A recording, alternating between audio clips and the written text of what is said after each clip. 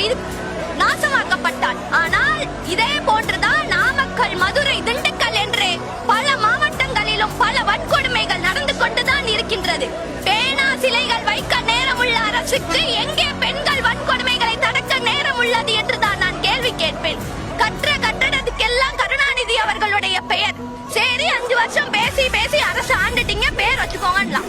சென்னை பக்கத்துல இருக்க செஞ்சின்ற ஒரு கிராமத்திலையும் அங்க இருக்கிற பேருந்து நிலையத்திலையும் கலைஞர் கருணாநிதியினுடைய தாயார் அஞ்சுகம் அம்மாளுடைய பெயர். நம்முடைய முதலமைச்சர் ஸ்டாலின் அவர்களுடைய பாட்டி அஞ்சுகம் அம்மாளுடைய பெயரை பேருந்து நிலையத்திற்கு வைத்துள்ளனர். இப்ப நான் என்ன கேக்குறேன்னா, அஞ்சுகம் அம்மாள் கலைஞர் கருணாநிதியை பெற்றெடுத்த சோதனையை தவிர செய்த சாதனை என்ன என்பதுதான் என்னுடைய கேள்வியாக உள்ளது. அப்படிப்பட்ட தாயாருக்கு ஏன் பேருந்து நிலையத்தில் பெயர் வைக்கிறீர்கள்? இப்போ இதே மாதிரியே உதயநிதி ஸ்டாலின் அவர்களும் என் தந்தை போலயே நானும் பாட்டிக்கு பெயர் வைக்கிறேன்னு சொன்னா எந்த பாட்டி பெயரை வைக்கிறது? எத்தனை பாட்டி பெயரை வைக்கிறது?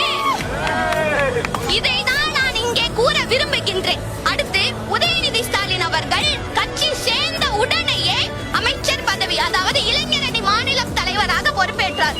மாநில தலைவராக பொறுப்பேற்ற 2 மாதத்தில் எம்எல்ஏ சீட்டு, அடுத்த 3 மாசத்துல அமைச்சர் பதவி, அடுத்த 4 மாசத்துல துணை முதலமைச்சர் பதவி.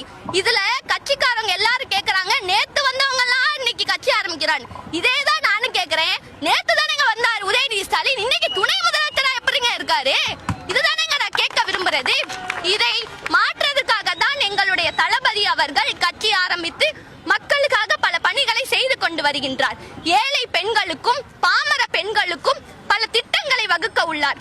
பெண்களுக்கு என்ன வேணும்? நீதி வேணும், நிதி வேணும். ஆனா இப்ப இருக்க அரசுல நீதியும் ஒரே குடும்பத்துலதான் இருக்கே தவிர ஊர்ல இருக்க யாரு குடும்பத்திலயுமே கிடையாது. இது